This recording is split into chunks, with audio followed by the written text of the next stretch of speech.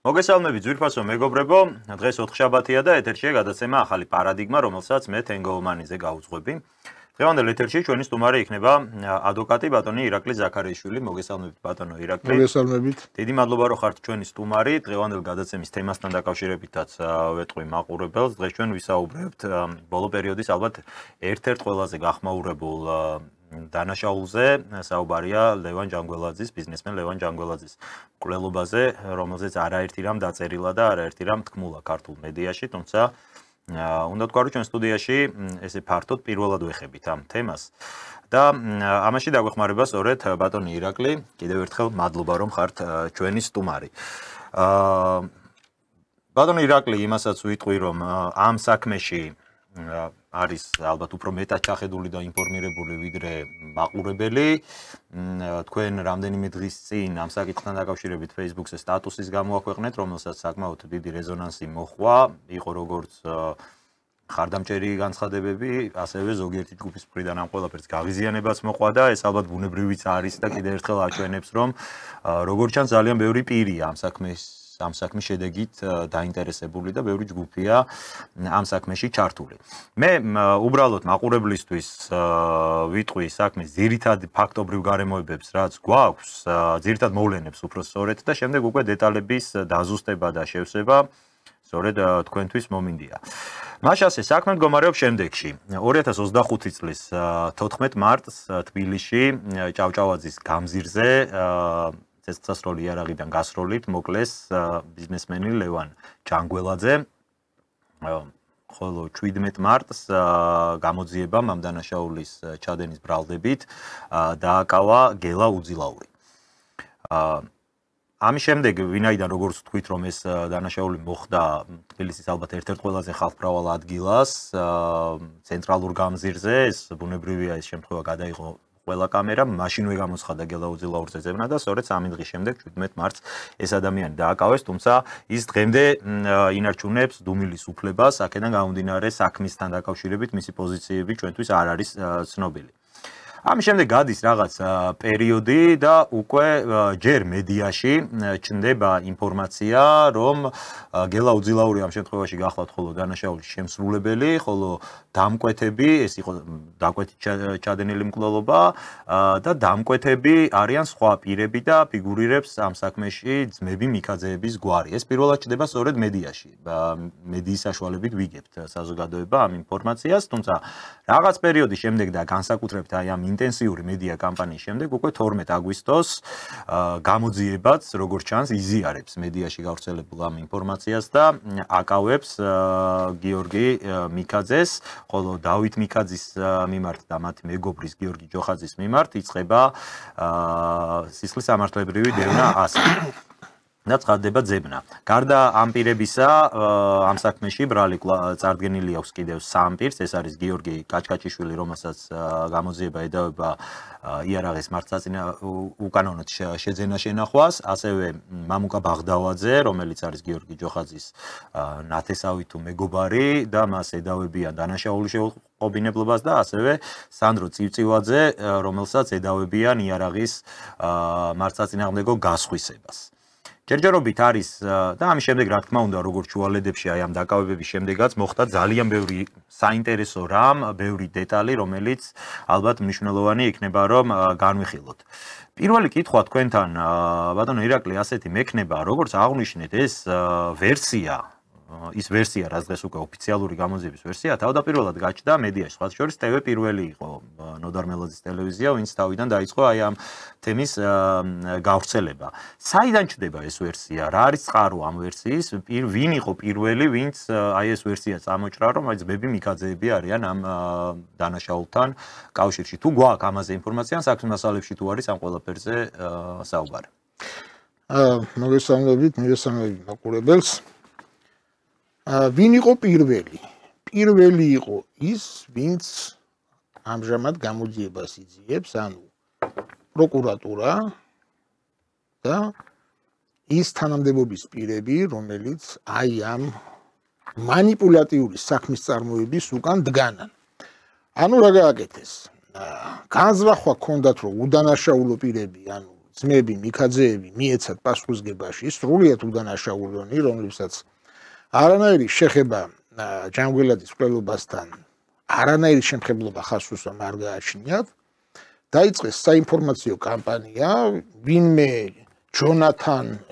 ჯონი ესეთი Facebook სტატუსი გამოქვეყნდა და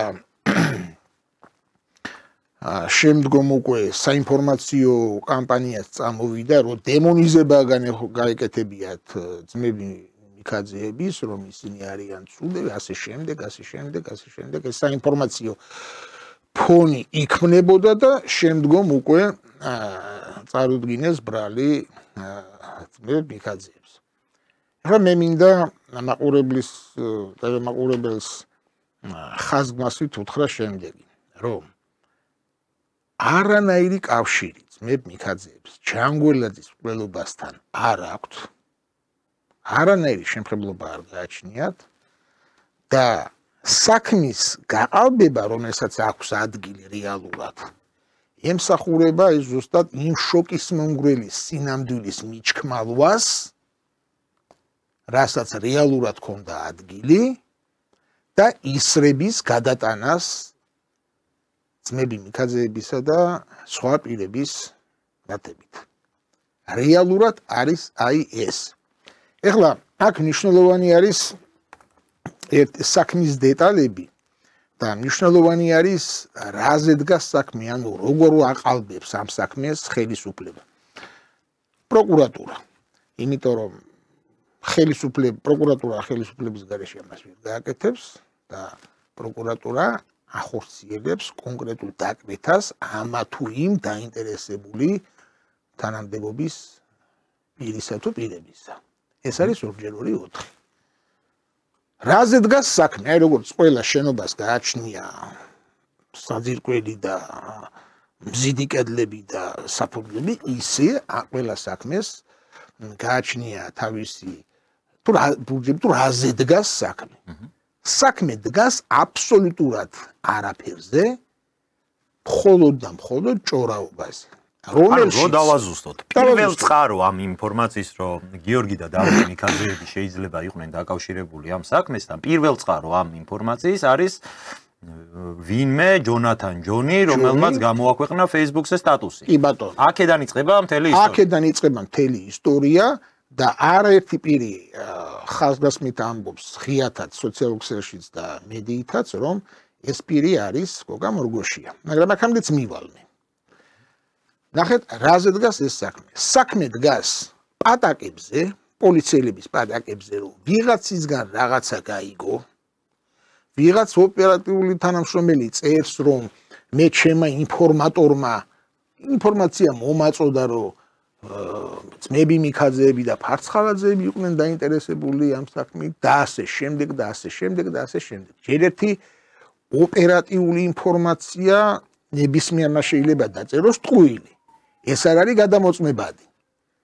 წყაროს არ დაგისახელებს ის პოლიციელი, რომ უთხრა დამისახელება არ დაგისახელებს, მის უფროს არ დაუსახელებს, იმიტომ რომ არ აქვს ვალდებულება მან თავისი კონფიდენტი, თავისი აგენტი დაგისახელოს.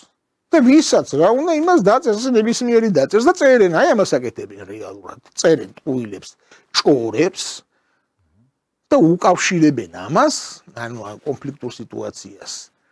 თითქოს ადგილი ქონდა ბიზნესდავალსა და ჯანგველაძეებს შორის, ფარცხალაძესა და ჯანგველაძეებს შორის და ამას საქმე რო იყო ბიზნეს დავა. ჯერ ერთი ავიღო და თქვათ ესეც რომ ყოფილიყო, არა და სინამდვილეში მიქაძეებს არანაირი ბიზნეს კავშირი და ბიზნეს ურთიერთობა არ ქონიათ. ეს არის გამორიცხული, ეს მინდა ხაზგასმით თქვა და იცოდეს მაყურებელმა. არანაირი შემთხვევა, არანაირი ბიზნესი ურთიერთობა ძმებ მიქაძეებს ჯანგველაძეებთან არ ქონიათ. ეს არის ტყუილი შემოგდებული ვერსია საქმის გაყალბების მიზნით. ასეც რომ ყოფილიყო, რითი მიმტკიცებ, რომ მე შეუკვეთე ვინმეს მკვლელობა, ან მე მინდოდა ვინმეს მოკლა. ეს რაიმე მტკიცებულებით აი საინტერესო დეტალია. მათ შორის აი მასალებში, რაც საჯაროდ გამოქვეყნდა და ალბათ ძალიან მცირე ნაწილია გამოქვეყნებული საჯაროდ რისი გაცნობის საშუალებაც ჰქონდა. აი გამოკითხვის ოქმია თუ პატაკი არის ბერძენიშვილის, სადაც არის ნახსენები ეს ვერსია. უბრალოდ დაზუსტება მინდოდა. აქ მე რამდენადაც გავეცანი, პირველ ნაწილში ეს ადამიანი იძახის, რომ ჯანგველაძეს მსხვერპლს ამ შემთხვევაში საქართველოში ბიზნესი არ ქონია, მას არ ქონია საქართველოსთან ბიზნეს კავშირები. ის ერიდებოდა ვიღაცების გაღიზიანებას, ერიდებოდა გადაკვეთებს და ასე შემდეგ, მოკლედ თავისი მიზეზები ჰქონდა, რის გამოც საქართველოს ბიზნესს არ აწარმოებდა. ამ გადმოსახედიდან ცოტა უცნაურად და ურთიერთგამომრიცხავი არ არის გამოძიების ვერსია, რომ ერთის მხრივ ამბობ, რომ ადამიანს საქართველოში ზოგადად ბიზნესი არ ქონია და შემდეგ სხვას ბრალს დებ, რომ ბიზნესის კონფლიქტის გამო მოუწყვეს მას აი ესეთი დანაშაული. ჩემთვის ცოტა ეს გაუგებარი იყო. რა თქმა უნდა და მაკეთ მივდივარ ეხლა, რომ რას აკეთებს გამოძიება. ანუ ამ პატაკების გარდა ამათ ჭირდებათ მოწმეთა ბაზა, რომელიც არ აქვთ და მოიგონეს რა. ზეწოლის შედეგად ჩვენება მიაცემინეს მოკლული ლევან ჯანგველაძის მამიდაშვილს, რომელიც ჩვენებაშიც ჭორაობის მეტი არ არის არაფერი, რომ თითქოს რაღაც ბიზნეს დავაქონდათ მიქაძეებს და ჯანგველაძეს, თითქოს რაღაც გაიგო უსოიანთან დაკავშირებით, რომ ვიღაცამ შეუკვეთა მკვლელობა და ამაში 5 მილიონი გადაიხადა და აბსოლუტურად ჭორებზე არის აგებული ჩვენება და ჯანგველაძის მამიდაშვილი, რომელიც დაკითხეს აი ეს მიხეილ ბერძენიშვილი, ვიზეც ახლა მაქვს საუბარი, იმოწმებს გარდაცვლილს. გარდაცვლილმა რა პასუხი უნდა გასცეს, ან ამ გარდაცვლილმა რა უნდა დაადასტუროს. ასევე არის გია ჩადუნელით დაცვის წარმომადგენელი ჯანგველაძის, რომელიც ანალოგიურად ზღაპრებს ყובה და იმასაც ჩვენ გამარტავს საერთოდ როგორ გაიგო თქვათ უძილაურმა თუ ჩაიდინა ეს როგორ გაიგო უძილაურმა კაცშვილმა არიცოდა მოდიოდა თუ არა რუსეთიდან ჯანგველაძე. კაციშვილმა არიცო საერთოდ არ აპირებდა იმ მომენტში პარაშვილიძე საიდან დაემთხო ეს როგორ გაიგო, ვინ გაიგო. ეს ვერსიები არ არის გამოძიების მხრიდან შემოწმებული. აი ეს ჩადუნელიც ჭორებზე აგებულ ვერსიას ავითარებს და ამის მეტი პროკურატურას არაფერი არ აქვს. ბატონო ირაკლი, ცოტა რთული დასაჯერებელი არის მაყურებლისთვისაც. დარწმუნებული ვარ და აი ამ მომენტზე უბრალოდ რომ კონცენტრირდეთ. საქმე არის 27 ტომიანი, რამდენადაც ჩვენთვის არის ცნობილი. ანუ თქვენ ამბობთ, რომ ამ 27 ტომში არაფერი არ არის გარდა პატაკებისა. პირდაპირ გეტყვით, ფურცლების სიმრავლე არნიშნავს მტკიცებულებას. პატაკების გარდა იქ არის კრებსები, იქ არის სხვა საპროცესო აქტები, იქ არის დადგენილებები, ანუ მე პირდაპირ ამას დავახმო საპროცესო მაკულატურას. ანუ მტკიცებულების ღირებულების ღირებულება იქ არაფერს არ გააჩნია აბსოლუტურად. გეუბნებით რა აქვს. გარდაცვლილ მოკლული ჯანგველაძის მამიდაშვილის ბერძენიშვილის ჩვენება, რომელიც დააწერინეს მას, გია ჩადუნელის ჩვენება და ამას ემატება აი ბოლოს უკვე დაემატა კოკა მორგოშიას საჩივარი და ჩვენება და ეს არის საოცარი ბჭყალებში შედევრი. ესე იგი განსუფლებას ვერ მალავდი მე როდესაც მის ჩვენებას ვეცნობოდი, აი მე აქ მაქვს მისი ჩვენება. როგორ არის ის დაინტერესებული, რომ რამენაირად ძმებ მიქაძეებს დაბრალდეთ, ესე იგი ურთარფარცხალაძის ხაზი ძმებ მიქაძეებს დაბრალდეთ მკვლელობის დაკვეთა. ამ ჩვენებაში ეს ჩვენება არის გამოტენილი ტყუილებით, მისი შეფასებებით, მისი ვარაუდებით, თავისუფლებას აძლევს და ამბობს, რომ მე ძმაკაცი ვიყავიო ლევან ჯანგველაძის, თუ ახლა ის იყო თუ არა ძმაკაცი მკვდარი ვერ დაადასტურებს და იმათ რა სჭირდებოდა ამის ძმაკაცობა, ჩემი შესაძლებელი არ არის. არა ელემენტარულ საკითხად. მე ლევან ჯანგველაძეს უთხარიო, რომ შენ არიციო თბილისშიო ცხოვრების ნიუანსებიო, თბილისის ფილოსოფია არ გესმის, ესე იგი თბილისის ფილოსოფია არ ესმოდა გარდაცვლილ ჯანგველაძეს და ესმის მორგოშიას მარტო.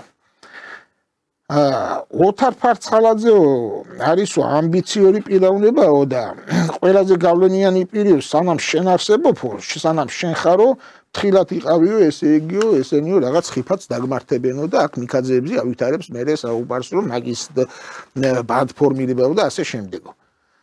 შემდგომ უკვე გადადის სხვა ტყუილებზე და სხვა დეტალებზე და ამბობს, რომ მეო, ესე იგიო, გასვენებაში როდესაც ვიყავიო, იქოც ვაჟღერებდიო, რომ ესე იგიო, მაგის დამკვეთი იქნებოდენო და ავტორებიო ამ მკვლელობისო ეს ძმები მიქაძეებიო, ფარცხალაძეო, დამკვეთები ესენი არიანო და ტყუილად ავრცელებდენო ჭორებსო, რომ ესე იგივე თითქოსო სხვებმა ჩაიდინესო და საბერძნეთში მოღვაწე კანონიერ ქურდებს ჰქონდათ ადგილი და ასე შემდეგ. და ვატოყეფიანსაც აჩვენებსო თითქოს მიქაძეები ვატოყეფიანსაც აბრალებდნენ რაღაცას ლევანთან ჯანგველაძესთან დაკავშირებით. აი ეს ტყუილები. აი ეს სისულელეები, სხვათა შორის მე მინდა გითხრათ, რომ კოკა მორგოშია ძალიან აქტიურობს ქუჩაშიც, კერძო ურთიერთობებშიც და ძალიან არის დაინტერესებული იმით, რომ ცილისწამებით ძმებ მიქაძეებს დაბრალდეთ არჩადენილი დანაშაული. ეხლა თბილისი პატარა ყველაფერი იცის მისი აქტივობების შესახებ და ეს იყო ბოლო მისი მოქმედება, რომ ესე იგი პოლიციას ჯერ საჩივრით მიმართა და მერე უკვე ჩვენებაც მისცა ვრცელი და აქვე ამბობს, რომ მე მოკვლას მიპირებენო, მეშინიაო მე ამ ძმები მიქაძეებისო და ოთარ ფარცხალაძესო და ოთარ ფარცხალაძესთანო ჩეჩენი ეროვნების პირებიო მოსკოვში რესტორანში ჩემ ყველობას გეგმავენო და რაღაც ზღაპრებს წერს აქ, რომლის არც გადამოწმება შეიძლება.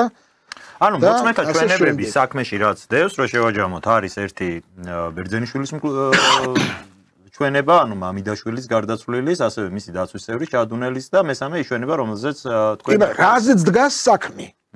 ამას გარდა თუ არსებობს რაიმე ნივთიერი მტკიცებულებები. მაგალითად, ჩვენ არაერთხელ გავეცანით და ალბათ მაყურებელიც, საუბარი იყო იარაღზე, რომლითაც სავარაუდოდ უნდა მოხდარიყო დანაშაული და ეს იარაღი თავის დროზე მისმა მფლობელმა დაკარგა თუ მოპარეს, აი აქაც ცოტა გაურკვეველი, ბევრი ინფორმაცია მოდიოდა და ძნელია ამაში რომ გავარკვევთ. სად არის ეს იარაღი? უშუალოდ დანაშაულის ჩადენის იარაღი დევს საქმეში. ეხლა რას აკეთებს პროკურატურა? ნახეთ, მაყურებლისთვისაც რომ ნათელი იყოს.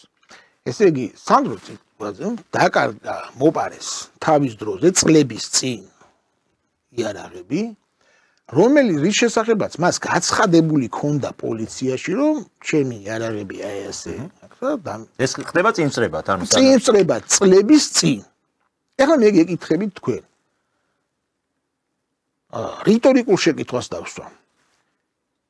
ჯანგველაძის მკვლელობა ვინც გადაწყვიტა, ან ვინც დაგეგმა. რატომ განხორციელდა ჯანგველაძის მკვლელობა ჭყალებში დამწვარი იარაღით? რომელსაც ბალისტიკაც გამოვლილი აქვს შინაგან საქმეთა სამინისტროს, აღრიცხვაზეც არის, კარტოტეკაში მონაცემები არის. როგორ ეხლა ხელმისაწვდომობა დაილია ისეთი იარაღის, რომელიც არსად არ ჩანს და სუფთას რო უძახიან დარეგისტრირებული, მაინდა-მაინც აი ამ მოპარული და ბალისტიკა გავლილი და კარტოტეკაში გაგზავნილი, მასრუთეკაში გაგზავნილი მონაცემების მქონე იარაღით უნდა მომხდარიყო ამ ჯანგველაძის მკვლელობა? ბატონო ირაკლი, ეს კითხვა არ შეიძლება რომ გაუჩნდეს ამ შემთხვევაში მაყურებელს, რომ თუკი სანდრო წივწივაძეს ამ იარაღის დაკარგვის შესახებ მანამდე წლებით ადრე გაცხადებული ქონდა, რატო გადააკავა მაშინ გამოძიება? თუ არ არის ამ შემთხვევაში ამ ადამიანზე ზეწოლა, მიზანი, ამბობდა კიდევ და რანაირად ედავებია გასაღებად. ნახეთ რა საინტერესოა. ამბობდა კიდევ კადრები არის ტელევიზიაში, პროცესია ამბობდა წივწივაძე, რომ მე უდანაშაულობა რაღაც მე რო დავკარგე ის იარაღები პოლიციას მიუმართეო. ეხლა ვიღაცა მანქანა რო გამტაცოს და ვიღაცა მოკლას მე ხო არ უნდა დამიჭირო თუ არა ამბობდა, მაგრამ აქ საინტერესო რა არის? ნახეთ, მას ყავდა ადვოკატი გიორგი ბარდაველიძე, რომელიც არის ჯანგველაძეების ოჯახის ადვოკატის ტარიელ კაკაბაძის მეგობარი და ძმაკაცი. ანუ მსხვერპლის ოჯახის წარმომადგენელი და სავარაუდო დამნაშაულის წარმომადგენელი არიან უახლოესი მეგობრები. არიან უახლოესი მეგობრები. საქმე იქამდე მივიდა, რომ აი ამ სანდრო წივწივაძემ დაითხოვა ბარდაველიძე ადვოკატი, ტარიელ კაკაბაძის მეგობარი ადვოკატი, რომელიც მის ინტერესებს, რომელსაც მის ინტერესები უნდა დაეცვა, დაითხოვა და შემდგომ ბარდაველიძემ საჩივრით მიმართა პოლიციას, თითქოს დავით მიქაძემ მას სატელეფონო მის მიმართ სატელეფონო მუქარა განახორციელა, რომ თითქოს ვიღაცის ხმები გაიგო ტელეფონში რომ მე მოკლას მიპირებენო და დამატებითი ბრალი წაუყენეს გიორგი მიქაძეს, დავით მიქაძეს და დაჭერილი არის კიდევ სრულიად უდანაშაულო ადამიანი. ხო, აი ეს ძალიან საინტერესო დეტალია, ადამიანი, რომელსაც ედავებიან შეკვეთით მკვლელობა, უადოპატიმრობა ემუქრება და ამ დროს ის აკეთებს რას, რომ ნაცვლად იმისა, რომ ყველანაირი ეჭვი თუ ეს მართლაც მისი გაფანტოს ასე ვთქვათ, ურეკავს ერთ-ერთ ადვოკატს ღია ხაზით და მას ემუქრება სიცოცხლის მოსპობით, არ ვიცი, ცოტა უცნაურად ჟღერს ეს ჩემთვისაც ნამდვილად. კი ბატონო, აი ესეთი არის მოცემულობა. ასე რომ ბრალდების მხარეს პროკურატურას არანაირი მტკიცებულება ხელში არ უკავია საერთოდ და კიდევ ერთხელ ხაზგასმით ვამბობ, რომ რეალური გარემოებების მიჩქმადვას აქვს ადგილი, გამოძიება მიდის ყალბი მიმართულებით განზრახ და დავით მიქაძეების გამტყუნება უნდათ არ ჩადენილ დანაშაულში და ეს შედის ვიღაცის ინტერესში. ნახეთ როგორი კომბინაცია არის, მე ტყუილად არ ვახსენე ბატონი ბარდაველიძე, წივწივადის ადვოკატი, მე მის სამოღვაწეო სფეროს არ ვეხები, მე ფაქტის კონსტატაციას ვახდენ. ბატონი ტარიელ კაკაბაძე, როგორც მოგახსენეთ, იცავდა და იცავს ჯანგველაძეების ინტერესებს. ის ავითარებდა ვერსიას და აქცენტები გადმოქონდა იმ მიმართულებით, რა მიმართულებასაც პროკურატურა ავითარებდა. მისი მეგობარი ფაქტია, რომ სანდრო წივწივაძის ადვოკატი იყო, რომელიც შემდგომ დაითხოვა სანდრო წივწივაძემ და რას ითხოვდნენ? იცი სანდრო წივწივაძისგან გამოძიება. ითხოვდა, რომ ესე იგი მას ეთქვა, რომ ეს იარაღები მისცა და ჰქონდა და აქვს მიქაძეებს. აი ეს სიყალბე უნდოდა და უცხო პირები არ დავასახელებ, ახლა გვარსახელებ, მშობლები მამა შეყავთ საპყრობილეში და იქ ხორციელდება ზეწოლა, რომ რამენაირად აი ეს აი ამ ვერსიაზე დაეყოლილებინათ. ეს კითხვა გამიჩნდა მეც, რომ თუ კი პოლიცია მიწოდა, რომ ამ ადამიანმა დაკარგა ეს იარაღები წინასწარ აქვს წლებით ადრე ამის შესახებ, თუ არ არის მიზანი ამ ადამიანზე ზეწოლის განხორციელება, რა საფუძველი ქონდა მაშინ პოლიციას რომ დაეჭირა, ხო? აი, რატო უნდა დააკავო ესეთი ადამიანი, რომელსაც წინასწარ ნათქვამი აქვს რომ დავკარგე. მან ხო არ იცოდა, არ შეეძლო ცოდნოდა წლებით ადრე რომ დაიგეგმებოდა. აი, ასეთ ზეწოლასა გადგილი, ანუ მიზანი აქვს რომ მარტივად გაიგოს მაყურებელმა, სანდრო წივწივაძემ მიმართულება მისცეს იარაღებს მიქაძეებისაგან. აი ეს იყო ინტერესი. და მათ შორის მის დაკავების მიზეზიც როგორც კი ბატონო. და მეორე მოცემულობა, რომ ზეწოლას ახორციელებს ცდელობა აქვს, ზეწოლა განახორციელონ უძილაურზე, რომელიც უშუალოდ მკვლელობის ბრალდებით არის დაკავებული და მის მიმართ აქვს ადგილი სხვადასხვა სახის ზეწოლას, მათ შორის ბუქარას, მათ შორის რაღაც დაპირებებს, რომ თქვას, რომ აი მე ამათ ფარცხალაძის ხაზით მიქაძეებმა ფარცხალაძემ დამავალეს მე და მე ეს აი ეს სურვილია გამოძიება. ანუ როგორ არის, იცით,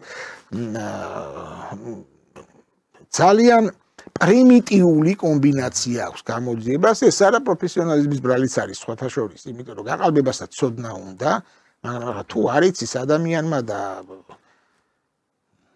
ორი დღის მოსულია, ან უფრო მეტის მოსულია, მაგრამ არავითარი ინტელექტუალური ბაზა და პროფესიული ბაზა არ გააჩნია, ის მარტივი კომბინაციების იქით ვერ მიდის მისი აზროვნება. თორე რა არის, ხო? ჭორები, ზეწოლა გარდაცვლილის მამიდაშვილზე, ზეწოლა დამცველზე, რომლებიც საქმისთვის მომცემს, არაფერს არ ამბობენ, იმოწმებენ გარდაცვლის, გარდაცვლილმა მითხრა. გარდაცვლილმა რო გითხრა, გარდაცვლილი რამეს დაადასტურებს, ვერაფერს ვერ დაადასტურებს, ეს არის ჭორები, საქმისთვის არაფრის მომცემი ლაზღანდარობა, ამას პირდაპირ გეტყვით მე. და ლაპარაკი, მეტი არაფერი. და პლუს დაემატა ამათ სხვათა შორის აი ეს კოკა მორგოშია, რომელიც ძალიან არის დაინტერესებული სხვათა შორის მინდა გითხრათ, რომ ჯანგველაძის მკვლელობის შემდგომ გადაწვეს უძილაურის ოჯახი, კახეთის პოლიციის სამმართველოს ამაზე გამოძიება აქვს ჩატარებული და გამზადებულია ეს საქმე ფაქტურად გახსნილია, უბრალოდ მე ვერ ხვდები რატომ ხდება გვერდის აქცება კოკა მორგოშიას და მისი წრის პასუხისმგებლობისაგან გასათავისუფლებლად.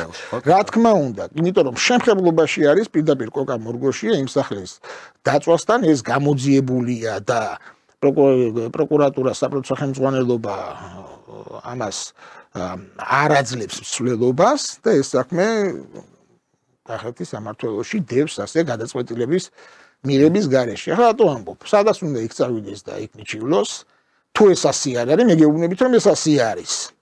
და ძალიან დიდ ეჭვებს ბადებს კოკა მორგოშიას აქტიურობა. ჯერ ახლა მე მაგას ვერ დავემსგავსები მე მორგოშიას რომ რაღაც ბრალდებების ტყორცნა დავიწყო იქით აქეთ, მაგრამ აქ რო ამბობს რომ მე ვეუბნებოდი რომ შენი ინტერესი აქვს ჯანგვი ეშინიათო შენიო და სანამ შენ ხარო ესენი ვერ გაიხარებენ და ამიტომ ამათ ინტერესი ქონდა შენი მოკლის ამ სისულელებს რო წერს. საზოგადოებამ კარგად იცის ჯანგველაძეების მიმართ რამხელა მატერიალური ვალდებულებები ქონდა ამ კოკა მორგოშიას და ეს მისი აქტიურობები ძალიან დიდ ეჭვებს ბადებს. ასეთი წარმატებით მე ხომ შემიძლია თქვა მაგალითად რომ კოკა მორგოშიას ძალიან მნიშვნელოვანი საფუძველი ქონდა სურვილი ქონოდა ვინმე სიმოკლის. ხომ? ამიტომ ეს ჭორაობით არ გამოდის, ასე ტალახისროლით არ გამოდის ზოგიერთებს რომ უნდათ. და მე მინდა გითხრათ რომ აი თქვენ დააკვირდებოდით ახლა აი ეს მიხეილ ბერძენიშვილი, ჯანგველაძის მამიდაშვილი, მოკლულის, გარდაცვლილის, ასევე გია ჩადუნელი. როგორ მორბოდნენ იმიდან სასამართლოდან ეს კაპიშონ გადაფარებულები პირბადით, აი ეს შეფუთნულები, ერთმანეთს მიტმასნილები, ჯერთი ეს რა, ახლა ვისაც როგორ უნდა ისე იაროს, მაგრამ ახლა თუ ამ საქმეზე მოწვე ხარ, მამიდაშვილი ხარ ლევან ჯარგველაძის ბოლო-ბოლო, ხო? და მისი დაცვის წევრი ხარ, რაღაცაზე პრეტენზია გაქვს. რა კაპიშონებს იფარებ, რას გარბი ხარ? რა არის ეს, რა საქციელი არის? ანის ჩვენებები რა არის, რომელიც საზოგადოებამ არ იცის, ახლა ეს ფორმატი არ მოგცემს, რომ დეტალებში გაიშალოს მათი ჩვენებები, მაგრამ მე გეუბნები თქვენ რო არის ჭორაობა, იმან მითხრა, გარდაცვლილმა მითხრა, რომ იქ ნაწყენი იყო ვიღაც ჩემზე, ამიტომ მე ჩავთვალე რომ აი ეს 100 არის და ჭორაობას არაერთხელ გაშუქდა მაგრამ კი ბატონო, იმიტომ ამის როწალო ახლა ჭორაობაზე აგებული საქმე და რამე გამოვა და ამიტომ არის იცით აი ამ კოკა მორგოშიანაც ახლა რო დაწევ ახლა ჯერთი მე ეს კოკა მორგოშიას პირადადაც არ ვიცნობ მე არანაირი პირად ინტერესი ამ კაცის მიმართ არ მაქვს, მაგრამ აი ესეთი სიძულვილით, ბოღმით გამსჭვალული ჩვენება ადამიანმა მისცეს და დაუოკებელი სურვილით, რომ ესე იგი უდანაშაულო მიკაძები მისცენ პასუხისგებაში, სახტად დავრჩით და აი ამათ ყველას ეშინია, ესეც შიშმა გააკეთებია მორგოშიას. ზეწოლა შიშმა გააკეთებინა ეს ბერძენიშვილსა და ჩადუნელს, ხო ვიღაცა თქვა ზეწოლას ახდენს და მე მინდა გითხრათ თქვენ რომ შიში ოხერი რამე არის და მორგოშიას თუ ეშინია და სხვებსაც თუ ეშინიათ, აი სახეს რო იფარავენ და გარებიან, სწორად ეშინიათ. იცით თუ ეშინიათ სწორად. იმიტომ რომ ადამიანის მიმართ ცილის წამება მით უმეტეს არ ჩადენილ დანაშაულზე, კაცის კლაზე, რომ სხვისი სისხლი სხეულზე შეაწმინდო უდანაშაულო ადამიანს, ეს არავის არ შერჩება. არ შერჩებათ არც ამ ცრუმოწმეებს და არ შერჩებათ არც იმ საქმის გამყამებლებს, რომლებიც ამას საპროცესო მიმართულებით ახორციელებენ და რომლებიც ამ ყველაფრის უკან დგანან. რასაკურველია თუ ეს ვერსია გადასტურდა რა თქვენ საუბრობთ? პირველ რიგში მე მინდა გითხრათ, რომ მაგათ პასუხი მოეთხოვებათ. ჯერ ღმერთის წინაშე, მერე კანონის წინაშე და მერე ადამიანის წინაშეც. ახლა როგორც უნდა, ვისაც უნდა ისე გაიგოს. მე პირდაპირ გეტყვით თქვენ. დადგება დრო და მე განზრახ არ ვიტყვი სიტყვის ადრე თუ გვიან. გვიან არ დადგება, ძალიან მალე დადგება დრო. როდესაც კონკრეტულ პიროვნებებს ან თუნდაც თანამდებობის პირებს დაუსვა მე შეკითხვას პირდაპირ, რატომ დამაბრალე ეს? რატომ წამებდი ცილს? და რატომ მაწმენდი სვის სისხლს მე? ამაზე პასუხი ხო უნდა იქნეს გაცემული. ამაზე ხო მოუწევთ პასუხის გაცემა. ეს ასე მარტივი არ არის. ამიტომ რომ ეშინიათ, სწორად ეშინიათ, იმიტომ რომ ცრუმოწმეობა არის დასჯადი და გარწმუნებთ რომ ამ კონკრეტულ შემთხვევაშიც სამართალი ძალიან მალე იზეიმებს. ბატონო ირაკლი, აი უშუალოდ ისევ საქმის დეტალებს რო დაუბრუნდეთ, როგორ ხსნის, ჩემთვის მათ შორის უცნაური იყო თავად აი ამ დანაშაულის ჩადენის ფორმას და შემდგომ რამდენიმე საათში განვითარებული მოვლენების და გულისხმობ რას. გამოძიება როგორ ხსნის ამ ვერსიას, რომ უძილაური თუ კი ის მართლაც არის დამნაშავე, ამას იმიტომ ამოფასე რომ ჯერ ბრალი არც ერთ სამსახურის ფიგურანს არ აქვს დამტკიცებული და თუნდაც ჩვენ გქონდეს 100%-იანი შინაგანი რწმენა არა გვაქვს იმისი უფლება რომ მათ უწოდოთ რა თქმა უნდა დამნაშავეები და ასე შემდეგ. აი დაუშვათ და ამ ადამიანმა მართლა რასაც აბრალებენ უძილაურზე მაქვს საუბარი, ეს დანაშაული ჩაიდინა. გამოძიების ვერსია არის, რომ ეს იყო დანაშაული, რომელიც რამდენიმე თვის განმავლობაში წინასწარ იგეგმებოდა, იყო ლაპარაკი, რომ სადღაც ამბასადორში რეპეტიციას გაუვლია, რომ მანქანას ესროლა, რომ შეამოწმება, მართლა მოვიდოდნენ თუ არა პოლიციელები და ასე შემდეგ, აქ ძალიან ბევრი საინტერესო დეტალია, მაგრამ თავარი რაც მაინტერესებს, რომ თუ კი ეს დანაშაული არის თვეების განმავლობაში დაგეგმილი, ამაზე უფრო ხელსაყრელი ვერაფერი დაგეგმეს, რომ ყველაზე თბილისის ყველაზე უფრო ხალხმრავალ ადგილას, სადაც 1000 კამერა იღებს ამ ყველაფერს, აი იქ განეხორციელებინა. ამას გეგმავდა მთელი თვეების განმავლობაში. ეს ერთი. მეორე რაც მაინტერესებს, რომ თუ კი ამ ადამიანმა ჩაიდინა დანაშაული, შემდეგ გამოძიების ვერსიით მან დატოვა ტერიტორია, მან დატოვა თბილისის ქალაქიც, მან მოახერხა, რომ მოიშორა დანაშაულის იარაღი, გაანადგურა მტკიცებულებები, რისი განადგურება შეეძლო. ფაქტიურად სამშვიდობოს იყო უკვე გასული და ამის შემდეგ ეს ადამიანი უწევ ატრიალებს მანქანას უკან ბრუნდება თბილისში, 3 დღე ქალაქში დადის თავისუფლად პროკურატურის ახლოს უკირავებია, სადაც გვერდზე სასტუმროში უკირავებია ნომერი, იქ ცხოვრობს, რაც მთავარია უკავშირდება თავისი, ესე იგი, გამოძიების ვერსიით დანაშაულის დამკვეთს გიორგი ჯოხაძეზე ამ შემთხვევაში საუბარი და ეს ადამიანი, ვინც წესით პირველ რიგში უნდა იყოს უძილაურის უსაფრთხოებით დაინტერესებული, მას ემალება, ყურმელს არიღებს, დაკარგულია და ფაქტიურად ამ ადამიანს წირავენ იმისთვის, რომ დაიჭიროს და შემდეგ ახდეს ოქროს მოწმე საქმეში. აი, ცოტა უცნაური არ არის თავისთავად ეს ვერსია. აი, ამას როგორ ხსნის თვითონ გამოძიება? ვერაფრით ვერ ხსნის. ეხლა მე რასაც ვამბობ, ვინც მიცნობს იცის, რომ მე არასოდეს არ ვამბობ იმას, რასაც ადგილი არ აქვს. გამოვიყენებდი ლავირებას მაშინ, მაგრამ ეხლა პირდაპირ გეუბნებით მე.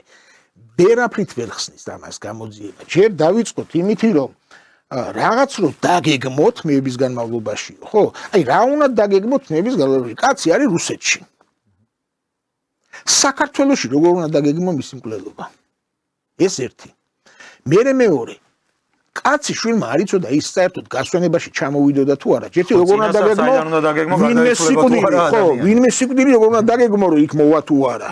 და უბრალოდ ჩაგერთოთ გამოძიების ვერსიით ერთი თვით ადრე მოხდა აი ამ კონკრეტული შემთხვევის დაგეგმა და ანუ ერთი თვით ადრე იცოდნენ რომ ვიღაცა მომდარი იყო რომ კაცი პანაშვიძე მისული იყო ხო იცოდნენ რომ გარდაეცვლება ახლობელი და ჩამოვა პანაშვიძე ესეც სრული სისულელე მე კიდევ მესამე ის რომ ის საერთოდ ჩამოვიდოდა თუ არა პანაშვიძე კაცი შვილმა არ იცოდა აი ამ მოლაზღანდარეს რომ მოწმის გარდა რომელიც დაგისახელეთ ხო ეს ორი შემდგომ უკვე აქ ადგილზე ისე ვითარდება ის რა ქვია ისე მიდის ვითარება რომ ჩამოსული ლევან ჯანგველაძე მივა თუ არა პანაშვიძე იმ მომენტში ესეც კაცი შვილმა არ იცის რანაირად დაიზრა უძილაური კი საიდან იცის უძილაურმა ის მივა თუ არა პანაშვიძე საიდან იცის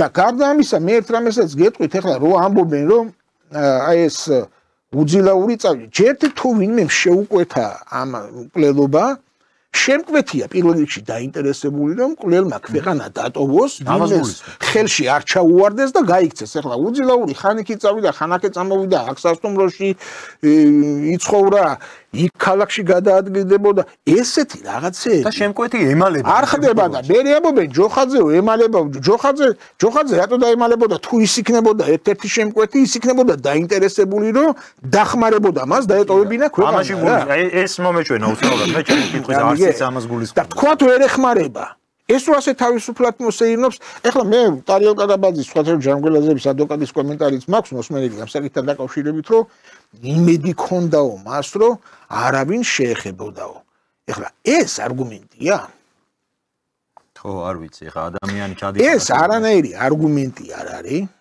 აბსოლუტურად და მე მეცაც გეტყვით რომ არავინ შეეხებოდა ჯერთი გელაუძილაურმა არ იცოდა საერთოდ მის მიმართ იყო თუ არა ეჭვი და ვინმე ეძებდა თუ არ ეძებდა ხომ არის ასე ესე იგი მე კაცი მოკლა შუა ქალაქში და ფეხი ფეხზე გადავიდო იმ იმედით რომ არავინ არ შემეხება ესე არ არის თან მით უმეტეს რომ თუ კი მას უკვე უჩნდებოდა ალბათ ეჭვება ურეკავსა არ პასუხობს ჩვენ არაერთი პოლიტიკური მკვლელობა გაგვიგია წლების განმავლობაში რომლებსაც ხელისუფლებაში წყოლიათ ფარველები მაგრამ ასე უკალი მე ფეხი ფეხზე გადაიდი იქ წადი მე სახში ასე არ ხდება ეს და მე კიდევ ეს მოჭორავე მოწმეები რომ აცხადებენ რომ თითქოს უსოიანს ჰქონდა ძეთხასანს ანუ კანონიერ ქურდს 2013 წელს მოკლულს მის შვილიშვილს ჰქონდა შეკვეთა მიცემული და ამაში იხდიდა 5 მილიონს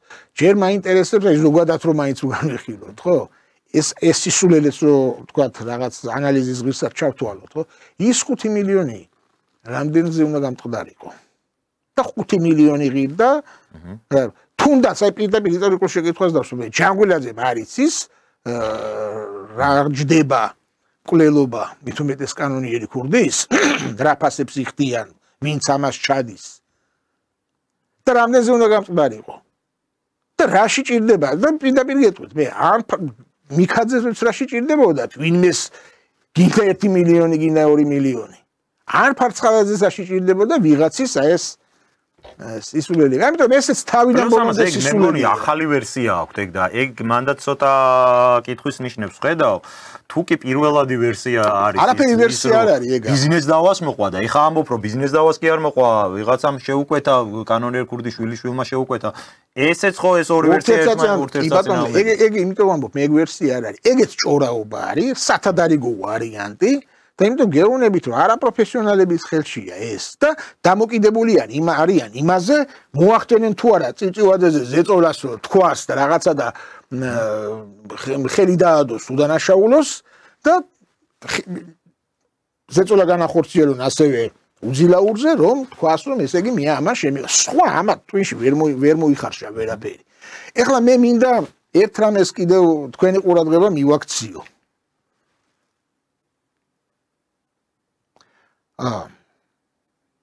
თვითონ მიერაბ ჯანგველაძე პირველ რიგში დარწმუნებული ვარ ასეც არის დაინტერესებული არის და უნდა იყოს დაინტერესებული სიმართლის გარკვევით.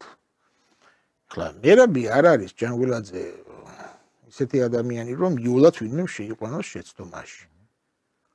მე დარწმუნებული ვარ იმაშიც რომ მას აი რა საკითხებიც მე ჩამოვთვალე რა კითხვებიც მე ჩამოვთვალე მასაც უნდა კონდეს ეს კითხვები, ხო?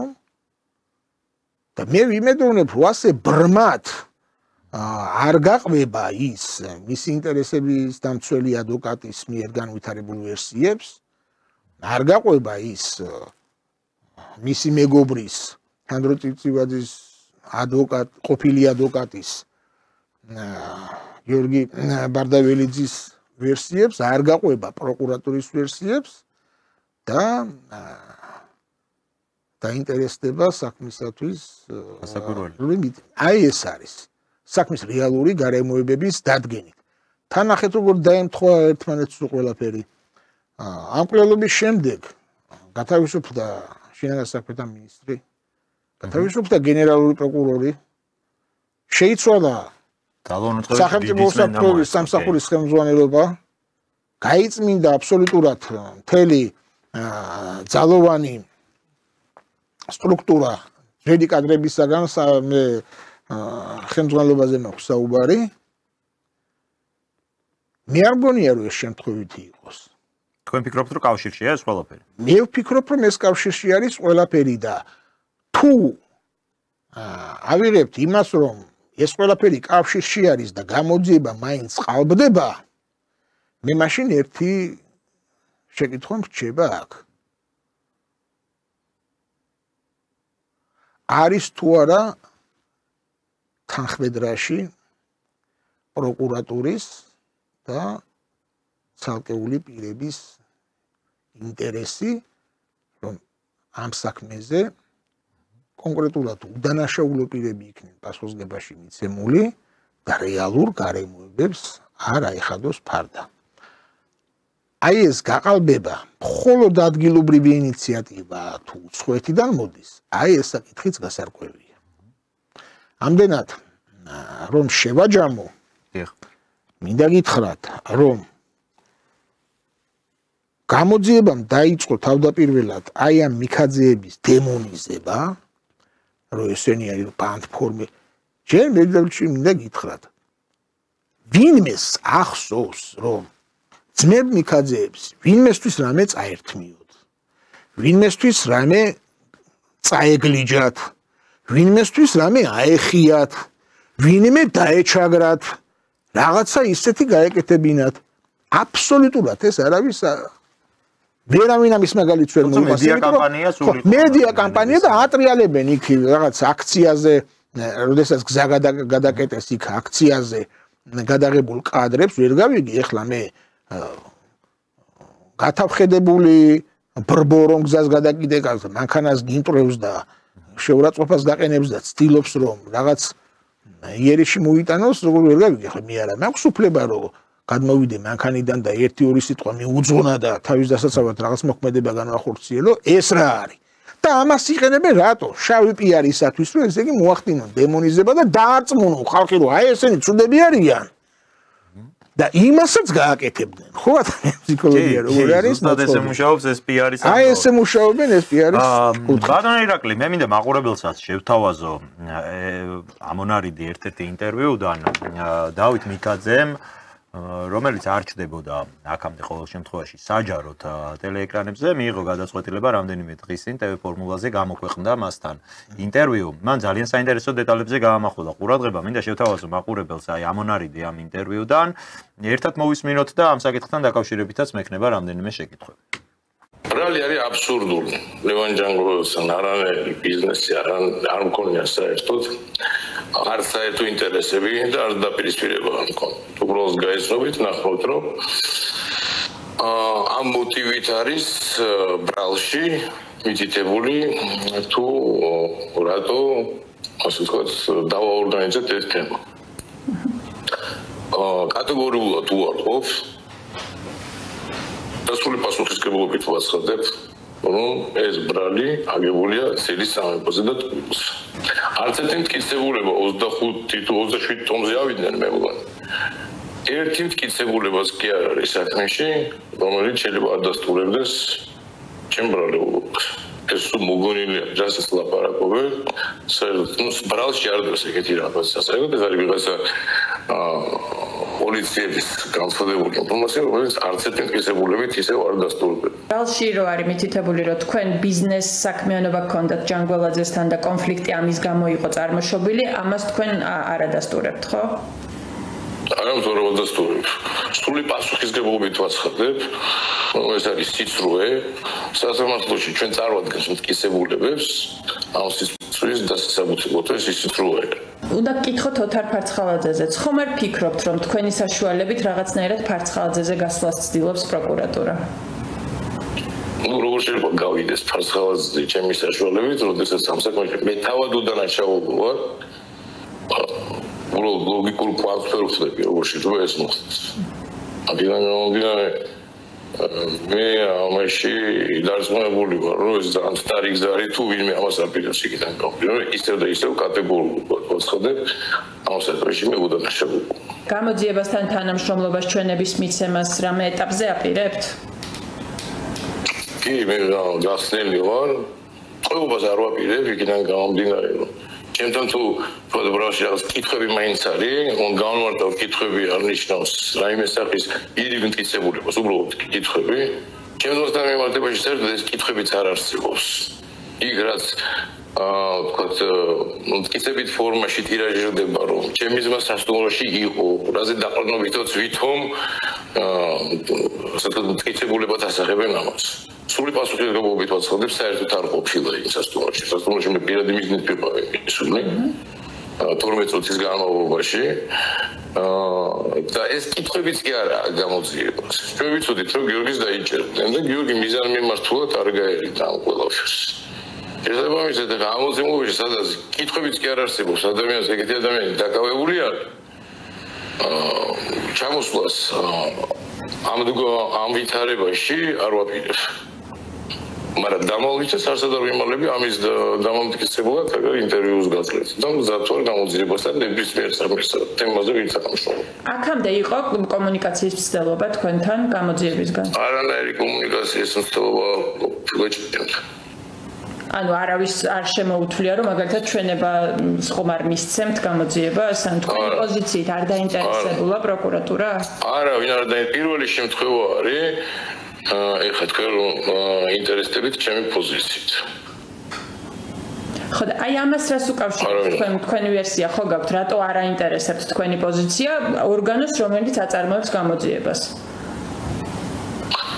კიდევ ერთხელ ვიმეორებ, დღევანდელი ჩემი მდგომარეობიდან გამომდინარე და სიტუაციაში მე ვარ.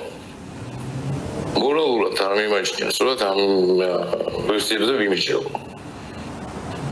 მე ვალდებული ვარ დავიცვა ჩემი თავი და დავამტკიცო რომ ვარ უდანაშაულო.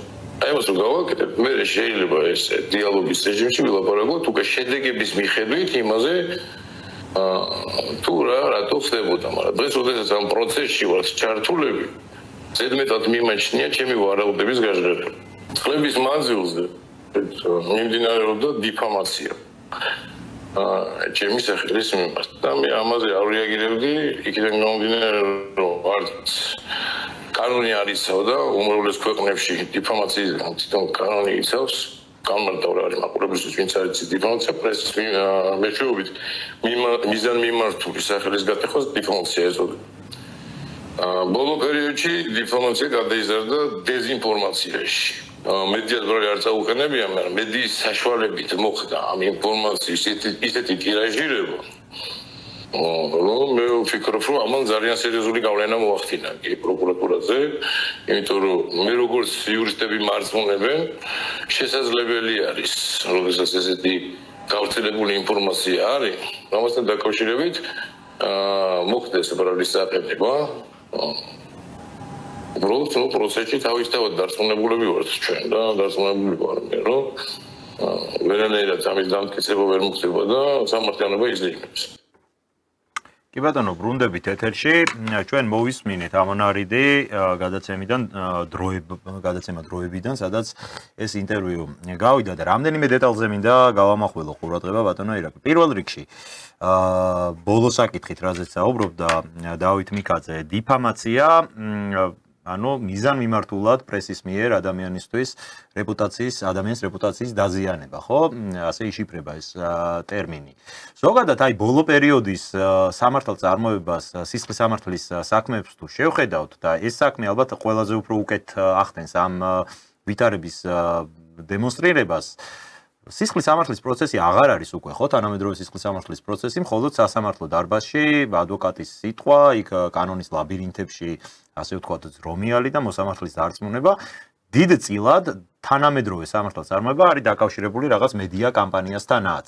რომ აი მედია კამპანია თითქოს არის ერთ-ერთი მხარე პროცესში. ეს ძალიან თვალსაჩინო არის ხოლმე უკვე ბოლო პერიოდში ბევრ საქმეში და მათ შორის აი ამ საქმეში ალბათ ყველაზე უფრო მეტად, როგორც ყოველ შემთხვევაში თქვენ როგორც განგვიმარტავთ, მაშინ როცა საქმეში რეალური ნივთიერი მტკიცებულება არ არსებობს, მედიას შეუძლია რომ ეს ყველაფერი ამის მიუხედავად დახატოს აბსოლუტურად სხვაგვარად. ზოგადად რამდენად არის დამაზარალებელი ეს ჯანსაღი სამართალწარმოების პროცესისთვის თქვენი აზრით და აქვს თუ არა მართლაც ამ საქმეში გადამწყვეტი როლი აი მედია კამპანიას, რომელიც ჩვენ ვიხილეთ პირველზე და იგივე სხვა ლიბერალურ არხებზე სხვა. გადამწყვეტი როლი მანდ ვერ ექნება ვერც მედია კამპანიას, გარწმუნებთ მე თქვენ და ვერც აი ამ მოჭორავე ცრომოწმეების ჩვენებებს, რომლებიც საქმისთვის არაფრის მომცემი არ არის. უბრალოდ ზუსტად ეგ არის საქმეში რომ მტკიცებულებები არ არის მედიას, ანუ მართული მედიაც, ამიტომ ესე იგი ცდილობს რომ მოახდინოს დემონიზაცია, პირველად საზოგადოების თვალში ესენი წარმოჩიდნენ ძმები მიკაძეები ცუდ პიროვნებებად და იყოს ეს რომ რადგან ესენი ასეთები არიან, ამასაც ჩაიდინდნენ. კი მაგრამ აი ამის უყურეთ გაправება, გაправება უნდათ იმისი რომ არაფერი არ აქვს საზოგადოებრივ ზემოქმედებას ახდენენ. აი ეს არის რეალურად. მეცაც გეტყვით რომ კევე პირველზეა ამ შემთხვევაში საუბარი, ეს მნიშვნელოვანი გარემოება არის. ეხლა ჩვენ დღეს აქ პოლიტიკური კონტექსტების განსახილვად ნამდვილად არ ვარ შეკრებილი, მაგრამ პირველად ჩვენ ხო ვიცით რომ ეს არის მთავარი ოპოზიციური არხი, რომელიც არც ერთ სფეროში არასდროს არაფერში არ თანამშრომლობს ხელისუფლებასთან და მით უმეტეს აი ესეთ კულუარულ ჯგუფებთან და როგორ ეხა ჩვენ დავიჯეროთ რომ TV პირველი ეს მართული მედია არის, რომელიც შეიძლება სახელმწიფო ინსტიტუტების მიერ იყოს გამოყენებული რა. მოდი ახლა ასე ვთქვა, აცმოძრაობის ხელმძღვანელზე პრემიერ-მინისტრმა თქვა რომ ფინანსდებოდა გარკვეული თანხებით და დაარქვა მას ანიტა. ასევე თქვა რომ ნოდარ მილაძეც კავშირში იყო ხელისუფლებასთან და იღებდა ინფორმაციებს და შესაბამის გასამჯეროს. ხო გააჟღერა ეს პრემიერ-მინისტრმა, მე ხო არ დამსიზმრებია. და ახლა დასკვნები თქვენ გამოვიტანეთ, საიდან უბერავს ქარი ცუდი სურნელით. მაგრამ ერთი რამე მინდა გითხრათ, ბატონი დავით მიქაძის მიმართ პროკურატურას რომ შეკითხვები არ აქვს. აი დღეს რა თქვა პროკურორმა, ხო? პროცესი რომ დამთავრდა უძილაურის. თქვა რომ ჟურნალისტის შეკითხვაზე უპასუხა რომ თუ რამე უნდაო თვითონ მოგმართოსო. კარგი, თქვა შეიძლება ვინმე მიფიქროს რომ დავით მიქაძე საქართველოში არ არის და ვერ მიწვდა პროკურატურა, რაც ზღაპარია და თუ ადამიანს გინდა შეკითხვა დაუსვა, არსებობს უამრავი საშუალება რომ ეს განახორციელო და საპროცესო დაამაგრო. რად არის რომ ეს ჩვენება? გიორგი მიქაძე, მისი ძმა ხომ დაჭერილია უსამართლოდ. ვინმე მივიდა გიორგი მიქაძეს ერთი შეკითხვა დაუსვა. რას მეუბნები, გიორგი მიქაძეც არ არის გამოკითხული? არ არის გამოკითხული, ჩემო ბატონო და გიორგი მიქაძე უყურეთ თავის განმარტებაში, არაერთ განმარტებაში ხაზგასმით აღნიშნავს რომ მე უდანაშაულო ვარო. და გამოძიება არ მიდის, შეკითხვა არ აქვს. მე თუ არ გიპასუხებ, მაშინ გამოდი და თქვი რომ მივედი მე ერთ ძმასთან ან მეორე ძმასთან დაუსვი შეკითხვა ესა და ეს, რაზეც უარი განმიცხადა და გაეცა პასუხი. ასეთი რამე არ არის. ხო უნდა მიხვიდი ადამიანთან და კითხო რომ რა პოზიცია გაქვს, რაღაც შეკითხვები, ხო უნდა დაუსვა შეკითხვები, არა ინტერესებთ, იმიტომ რომ არა ინტერესებთ არაფერი გარდა იმისა, რომ განავითარონ თავისი ხაზი, უდანაშაულო კაცი, ესე იგი, განახორციელონ უდანაშაულო კაცი მსჯავრდება და რეალური სხვათა შორის შოკის მომგვრელი გარემოებები ეს ყველაფერი გაირკვევა გარწმუნებთ მე, მიჩქმალონ და ამისათვის დადგან სპექტაკლი მედია უზრუნველყოფით, რომ ვიღაცა გააშავონ ტელევიზორში, აქეთ რაც უნდა ისაკეთონ, მე უფრო მეტი ავტორიტეტულობისათვის, აი ეს ბერძენიშვილი, ხო, მამიდაშვილი, ოჯახის ნათესავია, ხო? მისი ჩვენა ხალხმა რა იცის, კაცი სამზარეულოში რა უსმენს, გესმის, ახლა მოსმენიდან რა ანალიზის საშუალება ყველასა რა არჩება, ხო? ანუ კაცმა გაიგო, რა მისი მამიდაშვილი გარდაცვლის დაკითხეს, ისიც იქით რაღაცას ადებს ხელს და ეს ასე არ არის. ჭორაობს. მკვდარმა მითხრა იმას კონფლიქტი ყოველგვარი ვერ დაგიდასტურებს. ამან რა იცი მიხეილ ბერძენიშვილმა ჯერ ერთი რომ ამ დროს გამოძიება შეკითხვა არა იმ ადამიანებთან, რომლებსაც აბრალებს ამ დანაშაულს. მე არ ვიცოდი რომ გიორგი მიქაძეც არ ყოფილა, ესე იგი. ახლა ვადის გაგრძელება უნდა. გეუბნებით გიორგი მიქაძეც არ არის გამოკითხული, კაცი შვილი არ მიდის მასთან და არ ეკითხება შენ. აი ბატონო ირაკლი, უბრალოდ სურათი რომ ყოფილად იყოს შევსებული, მინდა ვთხოვო რეჟისორს, თქვენ რომელ ვიდეოზე საუბრობთ პროკურორის განმარტებასთან დაკავშირებით, ჩვენ გვაქვს ეს ვიდეო სწორედ მომზადებული და მინდა მოვასმენინოთ მაყურებელს საქმის პროკურორის პოზიცია იმასთან დაკავშირებით, რომ საქმის მთავარი ფიგურანტები დღემდე არ არიან გამოკითხული. თუ შეიძლება მოვისმენთ. კარგი, მაშინ კითხვა დავით მიქაძესთან დაკავშირებით, რომელსაც პრეტენზია აქვს პროკურატურის სამართლით, რომ მისი პოზიციით ამ დრომდე არ დაინტერესებულა საგამოძიება უწყება. თუ მას რაიმე კონკრეტული მიზანი აქვს და ჩვენების მიცემა უნდა, არსებობს პროკურატურა, არსებობს საგამოძიებო ორგანო და შეგვიძლია დავუკავშიროთ. აი ეს ნორმალური სტანდარტი არის. სხვა საქმეებთან დაკავშირებით მე ხა მართლა არა მაქვს და ვერ დავიბრალებ, რომ სისხლის სამართლის პროცესში მაქვს რაიმე დიდი და განსაკუთრებული გამოცდილება. ზოგადად ცოდნა მაქვს ხა უნივერსიტეტში რაც ვისწავლეთ, პრაქტიკა ამ ხრივ არ მქონია. რა ნორმალური სტანდარტია ეს გამოძიების დროს, რომ პროკურატურა არ ინტერესდება ბრალდებულის პოზიციით? სხვა საქმეებშიც ეს ეხდება. ეს არათუ ნორმალური სტანდარტი არ არის, ეს არის დანაშაული. აი ახლა დარწმუნებული ვარ, ხვალზე გამოვლენ და იტყვიან, რომ ის დუმილის უფლების ეყინებს გიორგი მიქაძე. არაფერი დუმილის უფლებას არ იყენებს, არ დაიჯეროთ ესა. გეუბნებით, კაცთან არავინ არ მისულა და არ უკითხავს, არ დაუსვამს შეკითხვები და არ მოუთხოვია პასუხები. არც ერთ ძმასთან მისულა ვინმე და არც მეორე ძმასთან კაცი შვილი არ ინტერესდება საქმის გარემოებები. თითო რასაც უნდა ისე ჭრიან, ეხლა მეცაც გეტყვით მე. ნახეთ როგორი ვითარება არის. ეხლა უნდათ საგამოძიებო ვადის გაგრძელება. აი ახლა 6 რიცხვში 1 ოქტომბერს უნდა ქონოდა წინა სასამართლოს ხდომა მიკაძებს. უნდათ ვადის გაგრძელება. ეხლა რატო უნდათ ვადის გაგრძელება? საქმეში არაფერი არ არის. როგორც გითხარი, რასია. დრო ჭირდებათ, რომ ეგებ რამენაირად ზეწოლა მოახდინონ გელაუძილაურზე და ვინმეს დაადოს ხელი და რამენაირად ზეწოლა მოახდინონ სანდრო წივწივაძეზე, რომ თქვას, რომ მე იმას მივეცი და იმას ქონდა იარაღი და რეალურად ასე. სხვა ამათ მიზანი არ აქვს და სხვა ამათ გეგმა არ აქვს და სხვა საშველი აი ამ გამყალბებლებს არ აქვს. თან როგორ გააკეთეს უყურეთ საქმეები დაჯიჯგნეს. სანდრო წივწივაძის მიმართ ცალკეა გამოყოფილი საქმე. გელაუძილაურის მიმართ ცალკეა გამოტანილი საქმე. გელაუძილაურს უნდათ რომ ახლა განაჩენი გამოუტანონ, აიღებენ ახლა ამ განაჩენს და ჩადებენ მერე მიქაძეების საქმეში, მანამდე წივწივაძეს დაეტევა გზაზე, ამასაც აიღებენ და აგერ ბატონო განაჩენი გამოვიდა. აი ასეთი საპროცესო ჟონგლიორობით და მანიპულაციით უნდათ გავიდენ ფონს. მაგრამ კიდევ ერთხელ გეუბნებით, რომ დაწყებული მოწმეებიდან გაგრძელებული პროცესის წარმოებელი კონკრეტული პირებით და დამთავრებული მედიაზონდერებით, ვინც ამ საქმის გაყალბებაში მონაწილეობს, აბსოლუტურად ყველას მოეთხოვება პასუხი და ეს არის გარდაუვალი. მე იმიტომ აღვნიშნე ხაზგასმით.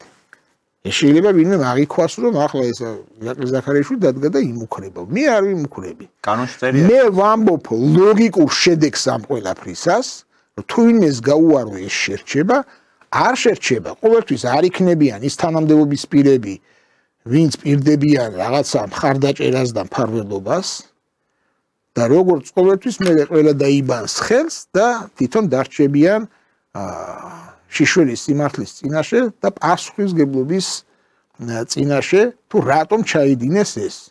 ასე რომ მე გარწმუნებთ, რომ ყველას მოეთხოვება პასუხი იმ სიყალბეზე, რასაც ქვია კაცისყრის დაბრალება. ბატონო ირაკლი, აი ბოლო დეტალი და ჩვენ ბევრი დრო აღარც დაგვრჩა გადაცემისთვის, ამიტომ დიდხანს თავს აღარ შეგაწყობთ. უბრალოდ ერთი მომენტი მინდოდა დაგვეზუსტებინა. კიდევ იგივე დავით მიქაძის ინტერვიუშიც იყო ეს მომენტი გამოკვეთილი, რაც მე მომხვდა ყურში.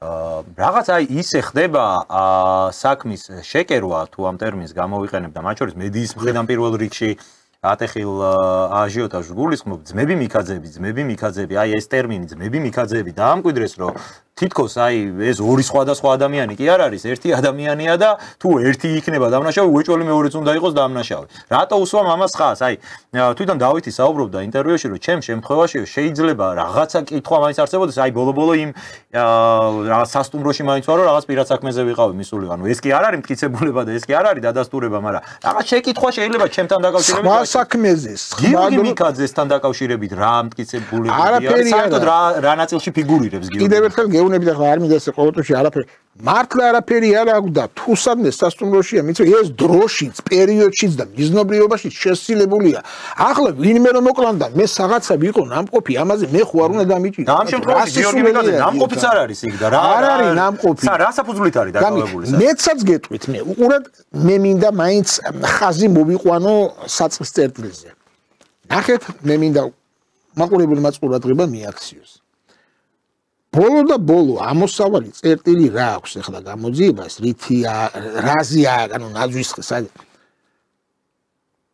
რომ წივწივაძის იარაღით იქნა მოკლული ჯანგველაძე ხომ არის ასე კი ბატონო ახლა მე გეუბნებით რით დგინდება რომ აი ეს წივწივაძემ რომ დაკარგა წლების წინ პოლიციას მიმართა და ასე შემდეგ რომ დაკარგული ბალისტიკა გავლილი დამწვარი იარაღი დავარქვათ ამას ხო რით გინდება რომ ამ იარაღით არის მოკლული ბატონო ირაკლი უბრალოდ არ შემიძლია რომ არ შეგაწყვეტინოთ თქვენი ვერსია უკვე დადასტურდა რაც თქვენ წეღან ბრძანეთ რომ ცოტა ხანში იტყვიანო გიორგი მიქაძეზეო ზუსტად ეხლა ამ წუთებში პროდიუსერი მატყობინებს გაავრცელა ინფორმაცია შესაბამის მოუწყება რომ გიორგი მიქაძე დუმილის უფლებას იყენებს აი წეღან რაზეც თქვენ საუბრობთ ეხლა დუმილის აი არაფერ მე გეუბნები თქვენ არაფერ დუმილის უფლებას არ იყენებს მე ვიცი მისი განმარტება როგორც წერილობითი ისევე ზეპირი და ხალხსაც აქვს მოსმენილი რომ მასთან არავინ არ მიდის შეკითხვის დასასმელად.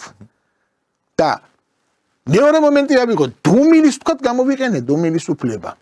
გამოძიება შეკითხვები არ ებადება? ხო უნდა მიმართო ადამიანს, რომ ეგებ დაარღვიო დუმილი. მაგრამ ამ შემთხვევაში არ აქვს დუმილის უფლება არჩეული, მაგ განმარტა რომ მე ვარ უდანაშაულო, მე დავამტკიცებ ჩემს სიმართლესო და სანამ საქმის მასალებს გავეცნობიო, მე ხო არ შეიძლება თქვა კაცი დამიჭირეს მე და აბა რაღაცა შეკითხვაც არ ქონდა ეს გამოძიებას მასთან. არც თავდაპირველ ეტაპზე, არც მერე და არც შუაში და არც მერე, ხო? გავეცნობი ერთი თქვენ ასმაბრალი და მე მოგცემ განმარტებებს. ეს აქ წერილობითაც მითითებული. არანაირი დუმილის უფლება არ არის აქ, ამიტომ ნუ ჟონგლიორობენ და დაუბრუნდები აი ამ იარაღს. წიბწიბაძის იარაღ. რით დგინდება, რომ ეს იარაღი ამ იარაღით არის მოკლული, აი ამ დამწვარი იარაღით, დაკარგული იარაღით არის მოკლული. იცით რით დგინდება? ერთადერთი ექსპერტიზის დასკვნა, რომ ექსპერტმა, ნუ ზოგადად ავიღოთ კიტრიაშვილმა დაწერა, რომ მე შევადარე მასროთეკაში არსებული მასრები ამოღება შემთხვევის ადგილიდან ამოღებულ მასრას და დავადგინე იდენტურობა. მე გეკითხები თქვენ, საქართველოში რამდენი საქმე გაყალბებულა, ცნობილი საქმეები, როდესაც მასროთეკის მონაცემები გაყალბდა და უდანაშაულო ადამიანებს წავდგინეს ბრალი და მე დადგენილა, რომ ეს გაყალბებული ყოფილა. ალბათ თქვენ უკეთ გეცოდინებთ. რა თქმა უნდა, უამრავი კეკუა, რომელიც ციხეში გარდაცვლილი იპოვეს და ამბობდნენ თავი მოიკლაო და მოკლეს თუ რა იყო, მე არ შევარ ამ სიღრმეებში, ხო? იმ საქმეში საუბარი იყო, რომ კეკუა მასრა შეცვალა, იქ ველების აღარ მინდა ამ დეტალებზე ესწავლა. არა, იქ თანამდებობის პირი იყო პოლიციის მაღალ ჩინოსანი იყო. გამიგეთ? უამრავი და ჩემს პრაქტიკაში, ეხლა მე 33 წლიანი პრაქტიკა მაქვს, ხო? ამაზე მარტივი არაფერი არ არის. ბოლო-ბოლო ერთი ადგილიდან მასრას გადმოდებ მეორე ადგილას მასროთეკაში, ან საერთოდ არაფერს არ გადადებ და გადმოდებ და დაწერ, რომ მე შევადარე იდენტურობა. ეხლა არ ყვიში შეადარა, არ შეადარა, რა შეადარა. თუ ამაზე ზეწოლას ახდენენ, ვიღაცები ციხეში შეყავდა, არის ვაი და უბედურება და ზეწოლა. და არა ამხელა კანონიერი ქურდი კაცის მამიდაშვილები და დაცვა პირზე ბადიაბარებული და თავზე კაპიშონ გადმოფხატული დარბიან წინ და უკან.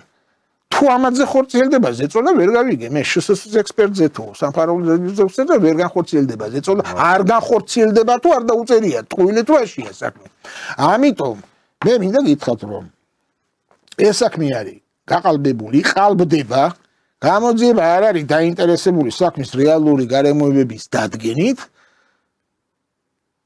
და გარწმუნებთ მე თქვენ სამართალი ძალიან მალე იზრაელებს და აი ეს სისულელეები არავის არ შეერჩება. ახლა როგორც უნდა ისე გაიგო. დიდი მადლობა ბატონო ირაკლი, მადლობას გადაგიხდით გადაცემაში სტუმრობისთვის და ვფიქრობ, რომ ჩემთვისაც ძალიან საინტერესო იყო ეს ეთერი. ჩვენის მხრივ მომავალშიც აუცილებლად მივადენებთ ამ საკითხს თვალ ყურს და დარწმუნებული ვარ, რომ არაერთხელ მოგვიწევს ისევ შეხვედრა. დიდი მადლობა და დაგემშვიდობებით. შევახსენებ ტელემაყურებელს ადვოკატი ირაკლი ზაქარიაშვილი გახდათ ჩვენი გადაცემის სტუმარი. ჩვენ კი ვსაუბრობდით ბოლო პერიოდის ალბათ ერთ-ერთ ყველაზე მნიშვნელოვან გახმაურებულ დანაშაულზე, რაც ვნახეთ თბილისში, ლევან ჯანგველაძის მკვლელობაზე. იმედი მაქვს თქვენთვისაც იყო საინტერესო ეს ეთერი, მით უფრო რომ ჩვენ როგორც ხედავთ სხვა მსხვილ მედია საშუალებებში, როგორც წესი, მხოლოდ ერთი მხარის პოზიცია შუქდება ხოლმე, ხოლო მეორე მხარის პოზიციას რატომღაც ეს მედია საშუალებები არ აქცევენ იმდენ ყურადღებას, თუმცა რა უნდა მოვთხოვოთ მედიას, მაშინ როდესაც როგორც ჩანს თავად პროკურატურაც კი არ არის დაინტერესებული ბრალდებულების პოზიციის გამორკვევით და ბრალდებულები აქეთ ცდილობენ, რომ როგორმე პროკურატურამ მათგან მიიღოს, მოისმინოს მათი პოზიცია. დიდ მადლობას გადაგიხდით ყურადღებისთვის და დაგემშვიდობებით ორ შაბათამდე კარგად ბრძანდებოდეთ.